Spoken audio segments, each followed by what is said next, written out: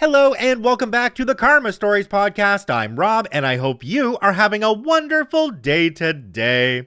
Today I have 3 stories for you, all with updates from the Am I the Butthole subreddit. Let's just jump right in. This story comes to us from Deep Season 1577. Am I the butthole for telling my disabled coworker she shouldn't need to lie on dating apps? This is a tough one and I'm genuinely curious to know what people think, so here goes. I have a coworker called Caroline who, as you can guess, is disabled. She's in a motorized wheelchair and can't really move a lot, but is still very capable of her job, and a lovely fun person in general, by the way.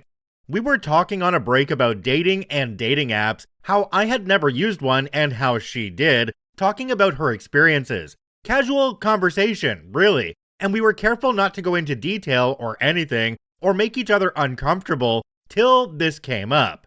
She brought up how she doesn't disclose that she was in a wheelchair and is disabled on her Tinder bio, because it tended to scare people off, or make people uncomfortable when they chat through the app. This confused me because it's very obvious she is in a wheelchair, and if they went on a date in person, they would find that out very fast. There is absolutely no way she can function in daily life without it. So she can't exactly stash it nearby or something and just sit on a chair during the date. She also told me that she does not tell them at all until they show up to the date and see the fact she is in a wheelchair right in front of them. Anyway, I maybe stupidly pointed out that is it not dishonest to not share that she is in a wheelchair on her bio? Or disclose it to potential partners before meeting for the first time? She told me that everyone on dating apps lies about their stuff, so she didn't see the big deal. I told Caroline that it's not like hiding you have a twin or an accent or a particular way of looking. This is something that will heavily impact their dating life with you, and they should be aware of that going in. She's a wonderful person and shouldn't feel awkward about it, and there are plenty of people out there who aren't fazed by their partners being in wheelchairs. So I didn't think she should lie about it. She went off in a huff saying I didn't understand, but now I'm worried I've somehow been the butthole by telling her this. I know it's not really my business, and I never would have told her this if she didn't ask me and hadn't brought up the subject at all. I just didn't want to lie to her about what I thought, and I tried to be tactful, but I think it blew up in my face.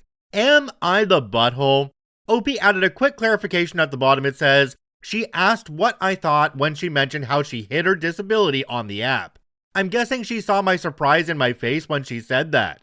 I would never tell her or anyone my opinion on a delicate matter like this if they didn't ask me first. Jumping down to the comment section on this one, we have one from a user called It's All About the Cones. It says, not the butthole, I would recommend apologizing though. Whoever she dates can decide for themselves if they want to continue seeing her after the first date. It's not like she'll be hiding this from them for 2 years and reveal it right before the wedding. OP responded and said, oh yeah, I apologized immediately, but she's still in a huff with me, and now I just wonder if I should have kept my mouth shut, to be honest.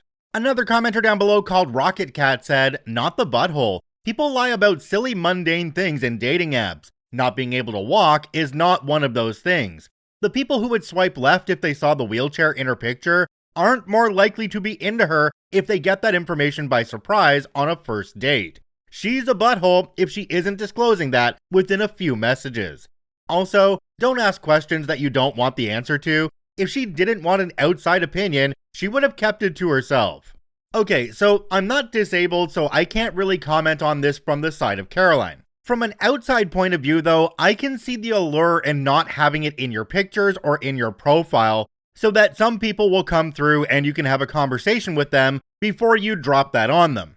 I do think though that once you get past the niceties of hello, how are you, where do you live, what do you do, all that stuff, that it should probably come out very quickly.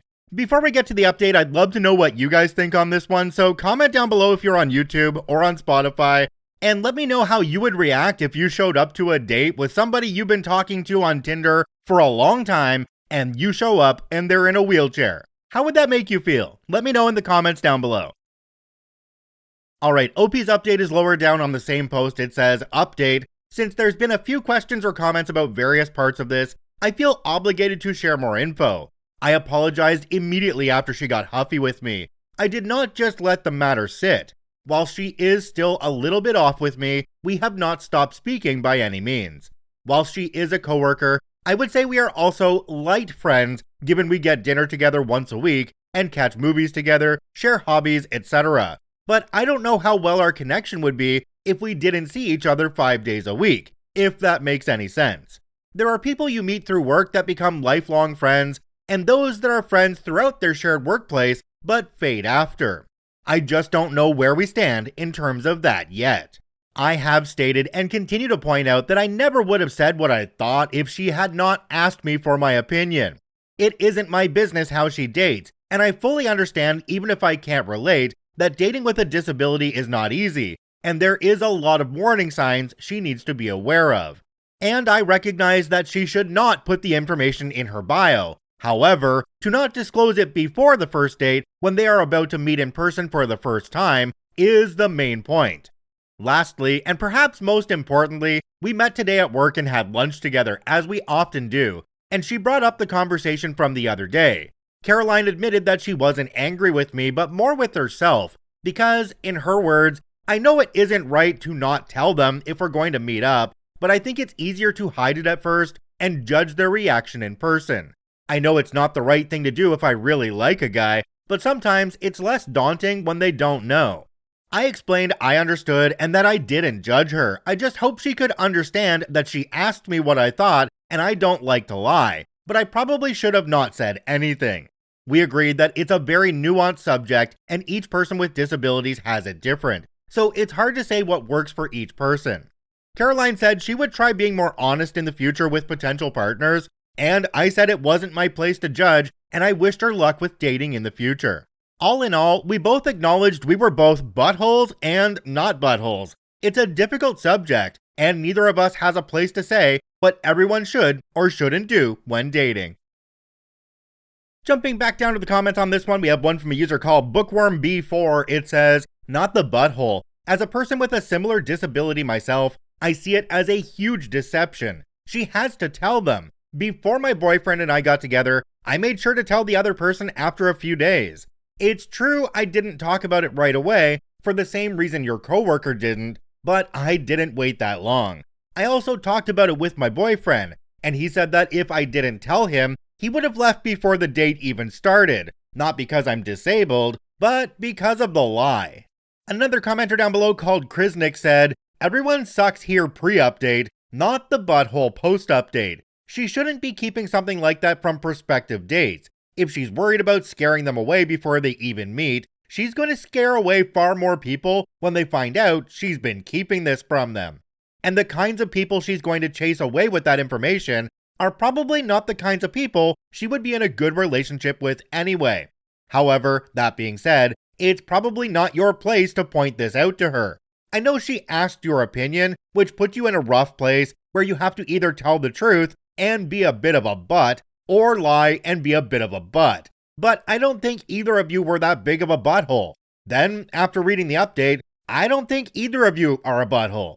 I think on this one, I'm going to stick to my original comment of, she should be telling them after a few messages. Get the formalities out of the way, but then make sure that they're aware of what they're getting themselves into, because for a lot of guys, it could honestly be a deal breaker. And that's not a bad thing. That just means they're not the right people for her. I can't imagine how hard the dating scene is for somebody like Caroline, but I do know that there's somebody out there for everybody, and although it may take some time to find them, they are there. This story comes to us from Common Grounder. Am I the butthole for embarrassing my husband's coworker for embarrassing me and my husband? A few months ago, after many years of trying to conceive, my husband, 32 male, and I, 33 female, had a gorgeous, healthy baby boy. My husband and I are black, which is pertinent to this story. We were over the moon, and family, friends, and coworkers had also been excited for us. Right after I delivered, my husband emailed a birth announcement with a photo of our son to everyone in his office. Fast forward a couple of weeks, and my husband came home fuming after his first day back at work. One of his coworkers informed him that another guy in the office, a new young employee my husband barely knew, had been telling everyone willing to listen that my husband couldn't be our son's father because that baby is too light to be his and its hair is too long and straight. That's a white man's baby or an Asian's. This guy proceeded to tell everyone what a sucker my husband was, and that his excitement over finally becoming a dad was blinding him to the reality that he had been cheated on, and his wife impregnated by another man. Side note for anyone who's still unaware in 2025, black babies in general are fairly pale as newborns, and their skin will darken over the first few weeks. Hair changes to a curlier pattern are usually gradual as well. Our son was no exception, and is now my hub's mini-me. My husband said he had immediately confronted and questioned the guy, who completely denied saying anything inappropriate and claimed he only said, as a joke, the baby was too cute to be my husband's. But others in the office confirmed the first coworker's account. Not only that, the guy had tried to parlay his superior perception skills into some weird form of workplace clout. Fortunately, the guy got moved to a different shift that same week, so my husband didn't have to see him again. That is, until a company event this past weekend. Families were invited and we took our son. And who should come and insert himself into our group as we are chatting with the boss, but Brown Noser McMouth. He interrupted our conversation and introduced himself to the boss, shaking his hand. When I realized who he was, my anger came flooding back, and I said, I don't believe we've met, but aren't you the guy who went around telling everyone in the office I must have cheated on my husband with a white or Asian man, and this couldn't be his son? The guy went red and silent. Boss said to him, see me in my office first thing Monday, and walked away. I think someone's fired. My husband said I went too far because it was already over and done with. I said it wasn't done for me until I'd had my say, and I was the one being defamed, not him. Am I the butthole? Jumping down to the comments on this one, we have one from a user called Star Tiger. It says, not the butthole.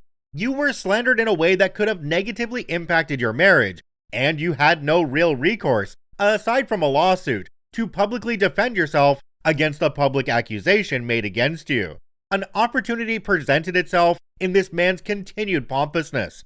You took it, you made it clear, with your baby now looking just like your husband, that number one, he was obviously wrong, and number two, that you were hurt by the accusation. Behaviors have consequences.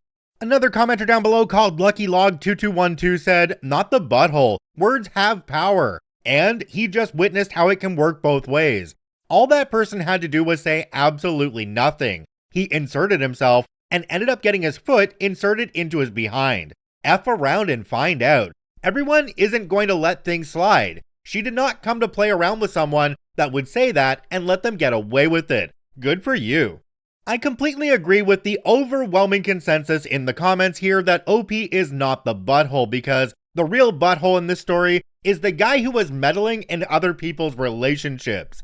Let's get into OP's update now and see where it went from here. The update is titled, Update, Am I the Butthole for Embarrassing My Husband's Coworker for Embarrassing Me and My Husband? The response to my post was overwhelming yesterday, and I was only able to read a few replies, enough to surmise that I was not the butthole in the scenario. A big thanks to all who took the time to weigh in. As for the fallout, Brown Noser McMouth didn't get fired yesterday. They didn't have to fire him because he didn't show up for work. At some point between Saturday afternoon and Monday morning, he cleared out his cubicle and left his badge and company phone on the desk. I'm trying not to feel guilty by telling myself he learned a valuable life lesson and will probably be a new and improved version of himself wherever he lands. Jumping down to the comments on this one, we have one from a user called LamaFull98. It says, no need to feel guilty. This is all due to his piss poor behavior. I'm so happy your husband no longer has to have any type of interaction with this man. I've said it many times on this channel that it's a very satisfying end to a story when the trash just gets up and takes itself out. Sadly, this guy has the kind of personality that will make comments like this somewhere else, and it's gonna get him into trouble over and over again because I feel like people like this just don't learn. This story comes to us from New Old Car. Am I the Butthole for Not Wanting the Car My Boyfriend Bought Me? I know the title makes me sound ungrateful, and I'm sorry, I don't know how to word it. So I, 22 female, got a car as a graduation present when I was 18 from my father, who has since died of cancer. It was only a couple years old and it's a pink buggy, a 2013 model. I absolutely adore it. I've always been pretty girly, and it was the perfect car for me. I wasn't some spoiled little rich kid though. I paid my own insurance and gas, and my father saved for years to get me my dream car if I graduated with a 4.0, which I did. I take such good care of it inside and out, and everyone in my life knows how much it means to me, for aesthetic reasons as well as sentimental. Anyways, I turned 23 next week, and today I was inside watching TV when my boyfriend, 38 male, who I thought was running errands, came home excited and told me to come outside. I ran out and saw a light silver car in the driveway. I was kind of confused because I already have a car, but I was trying not to show it. I asked what year it was, and he said 2001. He told me he bought it off some guy for $700, and the only repairs it needed was new tires and brakes, saying, "You can finally sell your bug now." He wants to use that money to take a vacation after travel bans lift. I told him nicely that I appreciate the gesture, but that I already had a car that I love, and that's much newer and more reliable. He got pissed off and told me how ungrateful I was being, and that I was some spoiled little kid who didn't know what it was like to work for anything. Which is BS. I pay most of our bills and have a savings. He spends all his on substances and video games. He then basically told me, with much more cussing and screaming, that he wasn't gonna be driven around in some ugly little kid car anymore, and it's embarrassing that his younger girlfriend drives him to work and events, etc., in something straight out of a 2000s teen movie. I told him he could use the car he just bought to drive himself around then, and he said no because he doesn't like driving. He wants me to do it, just not in my bug. At that point, I was at a loss and went back inside, and he then kicked the side of my bug, got in the silver car, and took off. I don't know where he is now, and I don't care. I feel like he got me a gift for him and not me, and proceeded to insult me for telling him I don't want it. I told my friend about it, and she took his side, saying I need to take his feelings about it into account, and that my bug is kind of embarrassing, and I'm too old for it now. I don't know what to think. I love my car, and I don't want to change who I am just because I'm a few years older now. But I also don't want this car to ruin my relationship. I also feel bad because I basically said F you to his gift, which was pretty expensive as far as gifts go. I don't want to get rid of it, but if I'm the butthole for being stubborn and reacting the way I did, then I'll definitely apologize and maybe give it to my 15-year-old cousin so I can still have a connection to it. Let me know, am I the butthole? Jumping down to the comments on this one, we have one from a deleted account. It says, "Not the butthole. Your boyfriend wants you to sell your much nicer car so he can use the money to travel. You deserve so much better." I've got to chime in right away on this one that the 22-year-old OP is paying for all the bills and driving around their 38-year-old partner. Does anybody else feel like this guy's with the 22-year-old OP because somebody his age just won't put up with his crap? Let me know your thoughts on this one in the comments section down below on YouTube or on Spotify. Alright, OP updated this one down below the original post. It says, "Update, a mini one. I definitely hear you guys loud and clear. I don't know if I was willfully ignorant before or just naive, but I realize now that this goes deeper than just a car. The longer I think about it, the madder I get, and everyone's comments are making me feel like I'm not so crazy anymore. So, thank you. I now get that I'm getting nothing out of this relationship, and him kicking my car honestly did scare me, and I don't want him to eventually do that to me. He texted me a little bit ago saying I needed to choose the bug or him, along with some name calling, etc. So I've decided to choose my bug, and by extension my dad, and break up with him and cut him out completely. I reconnected with my older brother who lives a town over and explained everything to him. He didn't know any of it. He's letting me stay with him for as long as I need because I'm kicking my car. My neighbor also watched the argument and is going to vouch for me. He isn't on the lease, so I can easily kick him out, but we were planning on moving anyways, so I'll just find my own place now. I don't know what he'll do. Maybe he can sleep in his new car. OP, I completely agree with you here, and it's wonderful that you're putting yourself first. Any guy who isn't secure enough with himself that he can't ride around in a pink car, that's not something you need in your life. Sometimes it takes a bunch of people from the outside looking at your situation to help you realize just how crappy that situation is. I'm so glad you're taking the opportunity to look after yourself and get him out of your life.